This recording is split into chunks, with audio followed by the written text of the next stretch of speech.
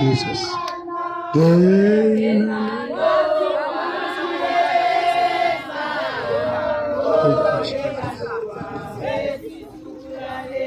Baba siyabonga uNkulunkulu wethu ongcwele sesikhona kule ndawo. uNkulunkulu wethu onamandla ukuzophakamisa igama lakho. Please be with us kulesi sikhathi egameni lika Jesu. Siyabingelela egameni lika Jesu. Siyabingelela mphakathi wase Palm Springs, siyabingelela egameni lika Jesu. Siyabingelela CTOG, siyabingelela singabazalwane base Throne of Glory International Ministries. Siyabingelela bonke abadlula ngendlela. Siyabingelela nje bonke abakhona, obaba nomama, intombi neinsizwa, abadayisayo, abarekisayo, abadlula ngendlela, abaseyimotweni, nabahlele emakhaya abawuzwa imsindo weqilongo. Namhlanje besizoshumela ngoJesu osindisayo, uJesu osiza impilo yomuntu, uJesu oshintsha ilegacy ekhaya, uJesu oshintsha the landscape of the family, uJesu impacta ama intergenerational codes and lines, uJesu ihlala laphakade, uJesu umlilezale, uJesu indoda yesiphambano ethwalisene zabantu ziyaphela. Mase kufika uJesu besizoshumela noJesu eBhathimeyisondela wendodana engaboni, nangu uJesu ovula amehlo empipithe, nangu uJesu oshintsha isimo, uJesu the Lion of Judah, uJesu wafa wavuka, uJesu umlilezayo. Before we go any far, we have only 10 minutes close skati. Before we start, we like to appreciate and honor the presence of the bishop in our midst, our leaders. Wonke umuntu okhona phakathi kwethu buholi, abazalwane, ibandla lonke, baba, intombi neinsizwa, abafundisi phakathi kwethu, inceku neincekazi kaNkulunkulu, sanibonani bazalwane. Sizana thimbe ezinye, sizana Jesu ukusigibhithe, wakhipha abantu ebhileni ngoba kade wafika uNkulunkulu, wathi ngizwile, ngibonile ukhala kwabantwana bami kuleli gibhithe, ngesile uJehova uNkulunkulu wasengethiwe uthi namhlanje sizodelisa amadimoni, sizopha uSathane ikathe emlomeni, sizoltarisha amadestiny. uSathane beneplan yokuthi impilo yakho iphelele kuma-drugs, impilo yakho iphelele kwi-poverty, impilo yakho iphelele esonweni. Siza noJehova, what I have come so that you have life, not just life, but life overflowing. Asizile nje nempilo yokuthi izinto zibe zinhle nje kuphela, kodwa uthingizile kuba nibe nokuphila kuqinile. We are going to go straight to the evangelistic book of John, chapter number 5, verse number 24. Sifuna incwadi ngokaJohn, chapter number 5, verse number 4. La uJesu ukhuluma nathi namhlanje. Wena lalela ekhaya, mhlawumbe kuyagezwa, siyemali, siyadla inyama. Nangu uJesu namhlanje. Sekuyisikhathi eside uzama ngamandla akho, sekuyisikhathi eside uhamba inyanga kungi, sekuyisikhathi eside ubhekane namadimoni omndeni, kuthiwa lesi sifo sala ekhaya silindele ukuthi ubani ozophathwa ikhensa.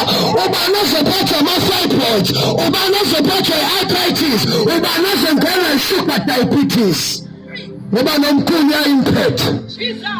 UJesu kwafika kunjalo, sethi uLazaro uyanuka, sethi hayi Jesu nawe ngeke wenze lutho manje. He is beyond repairs. Indodana ekhaya isidla ama-drugs, mayize ebusuku funeka sibheke ukuthi amafoni ethu siwabekephi ngoba uzohamba nawo. He is beyond repairs. Funeka ngaphakelwa, funeka kuvalwe ngisho isango masondela ngoba uzontshontsha i-flat screen yagogo. Nangu uJesu, nasi ney'ngane ziyasehlula ushaka kuze kudashuka isijamboka ngoba vele akekho umuntu okwazi ukusiza umuntu. Ayikho insindiso ngomuntu, ayikho insindiso ngomuthi, ayikho insindiso ngokuhleba nokukhuluma, ayikho insindiso ngemihlangano eminingi, ayikho insindiso nangemali, ayikho nangenyoka owayilanda eNigeria,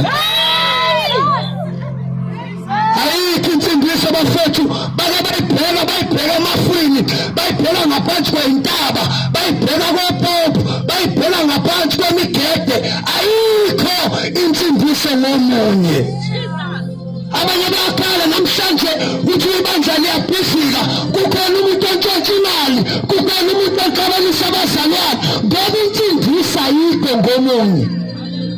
Omunye uthi akasakholwa, he was disappointed by the leader. Ayikho insindiso ngomunye. Abanye imshadi iyabhidlika, ayikho insindiso. John chapter number 5 verse number 24. Uthi Jesu,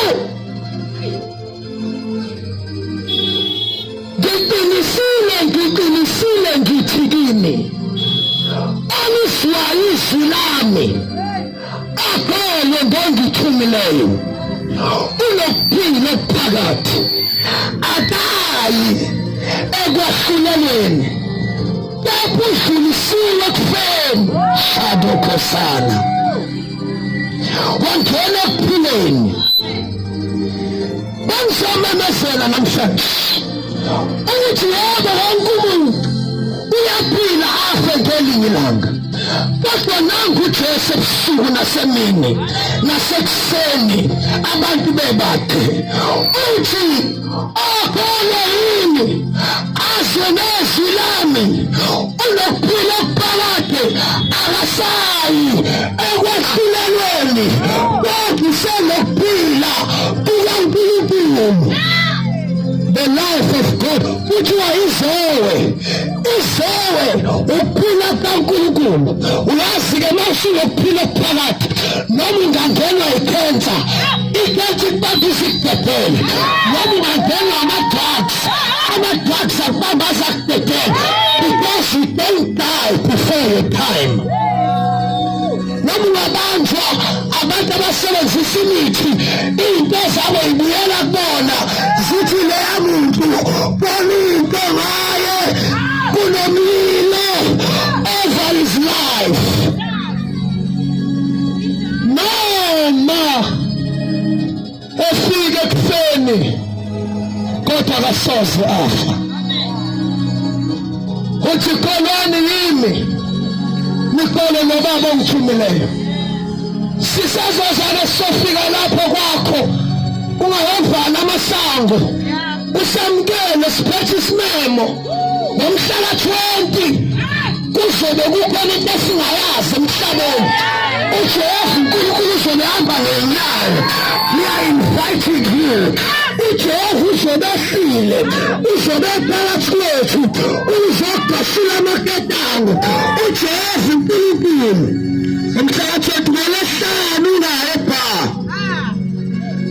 Friday next week ethaveni abakubala bangakutholi, ethaveni utshwala bakho abugcwala iy'mpukane ngoba izolo ingekho. Siyamema namhlanje. presence. Uthi wazwa izwi lami. Akho-ke uNkulunkulu angithumile kusho uJesu. Uthi akasaye ekwahluleleni. Lezi usuku lukaJehova lunjengamalanga bomlilo. Uthi nabamgwazayo bayambona eza namafu, ngoba uyeza namafu. uJesu uyabuya, uJesu uyabuya. Uzokufikaphi? Ujasekufeni kodwa sesidonile ekupileni. Kanibusise uNkulunkulu. Thank you, Jesus.